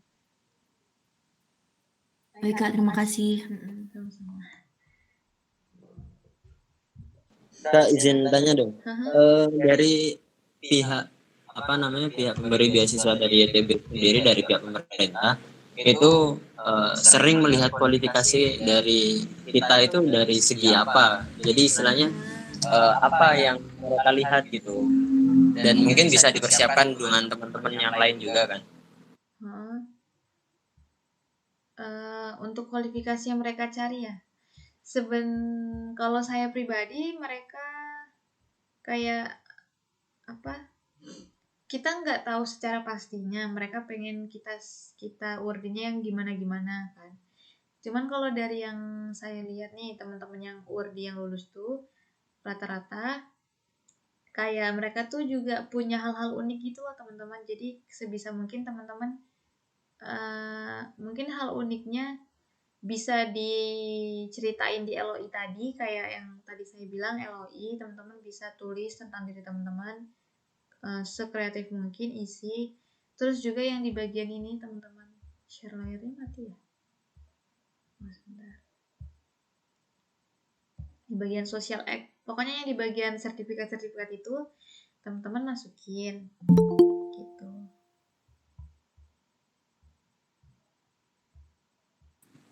Oke Kak, thank you Kak. Belum selesai. Di bagian work experience ini kalau bisa dimasukin gitu. Jadi kayak mereka tuh bisa ngebaca pengalaman yang pernah kita alami apa aja sih gitu. Kayak ya mereka tuh pastinya untuk ngelihat track record kita gitu ya. Kayak rekam jejak kita selama kuliah apa aja gitu. Hal-hal yang kita capai apa aja tuh mereka pasti bakal lihat gitu. Pokoknya yang kalau menurut saya sih pentingnya di ini social activities yang work experience juga tuh kalau bisa diisi gitu teman-teman. Semisal ada nih teman-teman yang kayak Kak saya nggak pernah ikut juara atau nggak pernah dapat juara. Terus teman-teman bisa ambil nih di sisi lain, misalnya teman-teman punya project kayak misalnya punya usaha bisnis, meskipun itu masih usaha bisnis kecil-kecilan mungkin, tapi kalau itu memang benar-benar punya teman-teman, boleh masukin aja gitu. Jadi kan kita kayak ngelihat di mana nih, dari sisi mana nih yang bisa kita tonjolin. Kalau dari award kita nggak punya, berarti kita bisa tonjolin di bagian project kayak gitu, atau sertifikat, atau volunteer gitu, atau kita bisa nonjolin di salah satu sisi gitu. Jadi nggak jangan patah semangat juga kalau semisal nggak pernah ikut lomba-lomba gitu, jadi masukin apa gitu. Buatlah sekreatif mungkin gitu. Terus juga yang di bagian LOI tadi yang saya bilang teman-teman, yang motivation letter itu kita jelasin sedetail mungkin tentang diri kita, keunikan diri kita apa, dan kenapa kita layak jadi penerima beasiswa gitu. Jadi kasih tahu alasan yang unik menurut teman-teman gitu, supaya kayak bisa menarik perhatian si tim beasiswa gitu. Sama proposal tesis tadi untuk yang S2 ya, ini untuk S2 mungkin menurut saya juga saya bisa lebih dilirik sama si tim beasiswa karena saya tuh kayak tadi mention salah satu nama profesor di Istanbul University gitu. Karena ketika di interview kemarin saya ditanya ini nih, kayak ditanya kamu mau bahas apa kira-kira kalau nanti S2 gitu. Saya mau bahas ini, saya bilang. Oh iya, kamu ada ini ya, email si salah satu profesor di Istanbul University. Beliau tanya gitu, padahal saya nggak email gitu. Saya cuman nge-mention nama beliau karena menurut saya karena saya memakai pendekatannya beliau gitu. Tapi ketika beliau si tim interviewnya nanya saya email, saya jawab aja iya gitu. Tapi sebenarnya saya cuma email gitu. Bukan email, saya cuma mention nama dia buat masukin di teori atau pembahasan teori tesis saya gitu. Gitu teman-teman. Dan kalau bisa itu tadi yang planning atau rencana masa depan kita ketika sudah lulus dari beasiswa ini atau udah lulus S1 atau S2 ini, apa rencananya gitu. Kayak kalau misalnya kita udah punya bayangan, itu kan berarti lebih kayak nilai plus gitu. Kayak mungkin si tim beasiswa bakal ngerasa, oh berarti dia udah punya planning ini nih, bagus nih, ya udahlah kita realisasikan aja, udah jadi worthy gitu. Kayak misalnya teman-teman kita memposisikan diri sebagai tim beasiswa. Nah kalau teman-teman nih jadi timnya, yang interviewernya atau yang reviewernya, kayak teman-teman tuh pengen worthy-nya gimana sih gitu. Pastinya kan yang mungkin aktif, yang dia punya sering ikut kegiatan sosial juga, jadi nggak hanya pinter di akademik, pinter di non akademik, atau dia punya skill dalam bidang sosial. Nah mungkin bisa juga di situ teman-teman gitu. Kalau untuk tadi mereka pengennya worthy yang gimana gitu. Nah kalau menurut saya sendiri sih kayak gitu, ya beritahu aja keunikan dari diri kita gitu. Karena memang nggak bisa ditebak juga mereka pengennya yang gimana gitu. Karena kan track record setiap orang berbeda-beda gitu Kak. Gitu. Kak, untuk untuk setiap tahunnya beasiswa dari pemerintah ITB itu dibuka dan ditutup setiap Februari ya Kak? Iya benar. Dibuka Januari sampai Februari ya? Iya benar. Jadi masa pendaftarannya Terus untuk sekitar 2 bulan. Terus untuk maksudnya untuk penerima beasiswa sendiri itu dari Turki itu biasanya mengambil berapa mahasiswa atau berapa beasiswan gitu? Untuk ITB sendiri biasanya kalau dari kan tiap negara beda-beda ya Kak. Jadi kalau untuk ITB sendiri, kalau dari Indonesia sendiri dia ini kemarin sebelum tahun saya tahun 2019-18 itu mereka nerima 80-an orang. 80-an URDI dari S1, S2 dan S3. Tapi kalau di tahun saya sejak tahun saya itu 35 orang dari S1, S2, S3. Terus ketika 2021 ini tambah banyak juga sekitar 50 ya kalau nggak salah YTB-nya atau 80 juga. Terus kemungkinan di tahun 2002 ini YTB udah buat kok press release-nya bakal ditambahin kuotanya gitu di setiap negara. Karena angkatan saya yang kita dari Indo 35 dari Malaysia cuma 2 orang. Jadi itu memang pas mungkin waktu masa corona doang jadi dikit. Nanti kalau mungkin kalau dunia semakin membaik, normal kembali bakal ditambah gitu. Karena kan juga sekarang mulai dari semua sistem kita juga sudah berubah ya, kayak sudah menyesuaikan juga kita dengan kehidupan di masa pandemi. Jadi ya insya Allah bakal tetap dinaikin juga urdinya berapa tiap negara gitu, kapasitasnya gitu Kak. Berarti emang setiap tahun beda-beda ya Kak? Apa namanya jumlah angkatan gitu? Iya benar. Enggak beda sih Kak. Sebenarnya sejak pandemi aja yang beda-beda gitu. Karena memang di angkatan saya paling sedikit 35 orang. Karena biasanya itu 80 orang bakal naik gitu pada umumnya di angkatan 18-19 itu 80 orang, 80-an yang keterima gitu. Oke Kak, makasih ya Kak. Itu mungkin ada pertanyaan dari teman-teman via chat Kak. Mungkin bisa dijawab. Teman-teman bisa langsung aja dong. Sebentar, ada di room chat ya. Dari mana? Kalau paspor cukup atau plus KTP. Di situ kan kita cuma bisa milih aja Kak, milih salah satu paspor atau KTP. Kalau misalnya udah punya paspor aja. Kalau udah ada KTP, kalau belum punya KTP juga nggak apa-apa.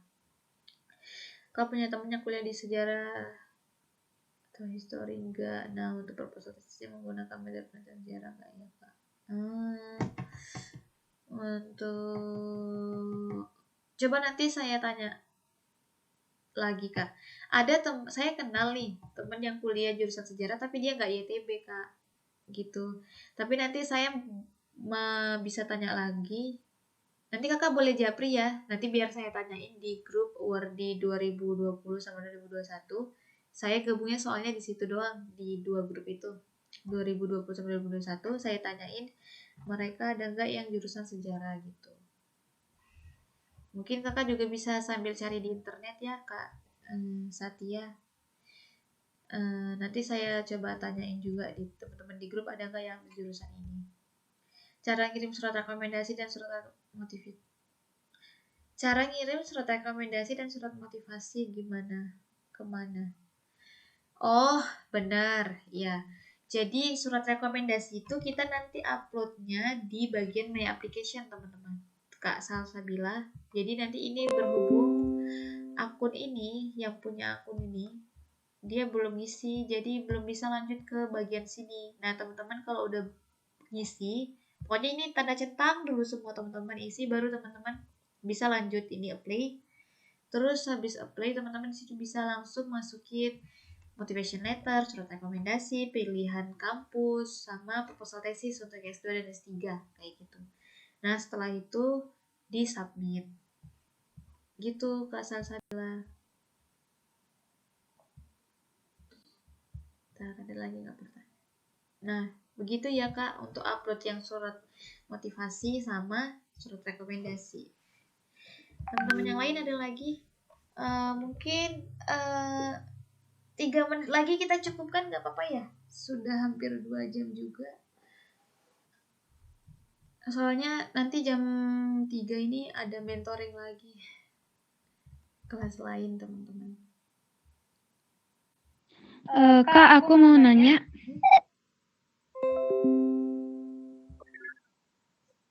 Gimana Kak?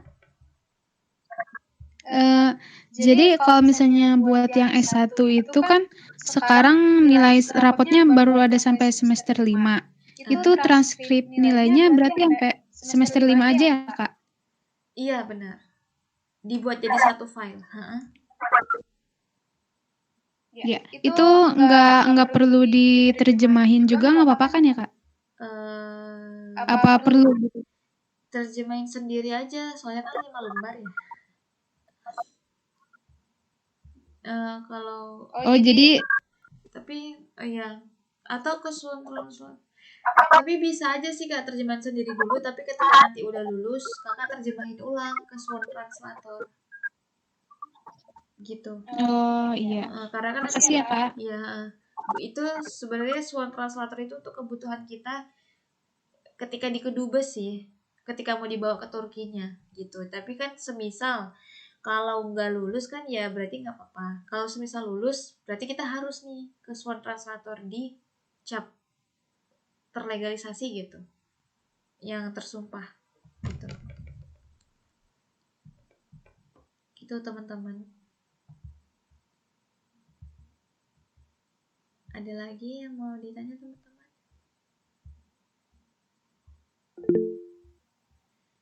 Teman-teman jangan via chat dong.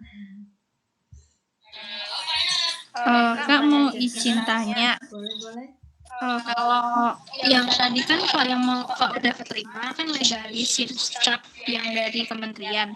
Nah itu alurnya nanti bakalan dikasih tahu nggak ya Kak? Iya, insya Allah ada kok Kak, teman-teman bakal dikasih tahu. Kalau nanti udah lulus bakal dikasih tahu. Gitu. Oke, terima kasih. Cuman kalau yang sekarang ini kan pemberkasan dulu, yang penting ini sih teman-teman berkasnya lengkap. Terus kayak kalau bisa semua dipersiapkan, diuploadin gitu dari sekarang. Gitu ya teman-teman. Ada lagi? Ini beberapa berkas nanti saya share di grup aja ya teman-teman berkasnya. Kak ini nanti kita ada pertemuan Boleh? lagi nggak? Boleh kalau mau ada pertemuan lagi. Nanti kita Berarti nanti di grup aja ya? Iya benar, dijadwalin di grup ya teman-teman.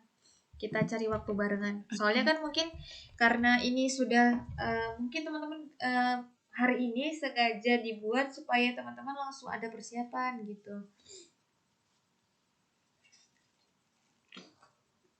Gitu teman-teman.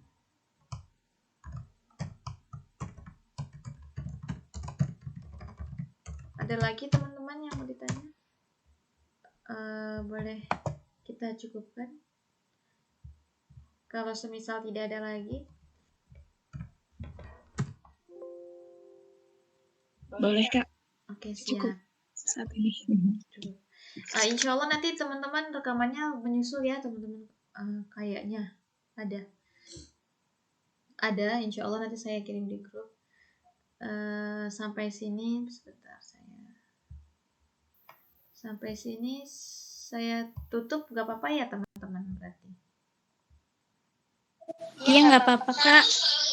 Mungkin itu dulu, nanti pertanyaan di grup lagi. Oke Kak, siap. Makasih guys Iskandar. Oke, saya tutup dulu ya Kak. Kak sekolah anak ada.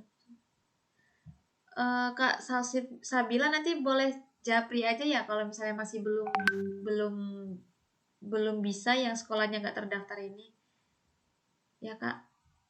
Saya akhiri billahi fisabilil haq wassalamualaikum warahmatullahi wabarakatuh. Waalaikumsalam warahmatullahi wabarakatuh. Terima kasih, Kak. Sama-sama teman-teman, makasih semua. Semoga dimudahkan ya teman-teman. Amin, amin, amin. Amin, amin. Siap. Kak, ini nanti boleh di room chat ya. Di Japri ya kalau masih belum bisa Kak Salsabila. Soalnya beberapa ada juga yang sekolahnya nggak terdaftar, ternyata dia nggak terrefresh gitu. Kak Salsabila. Karena banyak yang akses akun YTB, jadi dia nggak, agak sedikit error gitu. Gitu ya Kak Salsabila. Saya izin pamit semuanya.